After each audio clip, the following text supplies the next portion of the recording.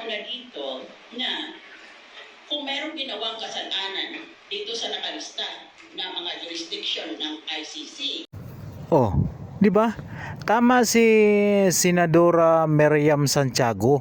Kung buhay pa to ay naku, walang magagawa itong mga mga inutil na to kay Miriam Santiago. Ang magbibista niyan ay ang korte doon sa bayan na yon, hindi ang International Criminal Court in The Hague. O di ba? Tama si Miriam Santiago. Kung saan ka nagkasala, hindi po pwede na hiringin ka o bistahin ang iyong kaso doon sa ibang bansa kung hindi dito mismo sa Pilipinas.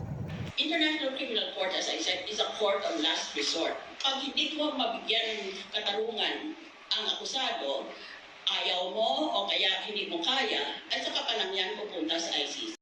O di ba? Ito si Senadora Miriam Santiago, kung buhay pa to, yari talaga to sila lahat. At saka pa lang yan pupunta sa ICC. Kaya maling-mali yung mga pinagtatanong sa akin sa Senado. Kasi hindi sila marunong magbasa.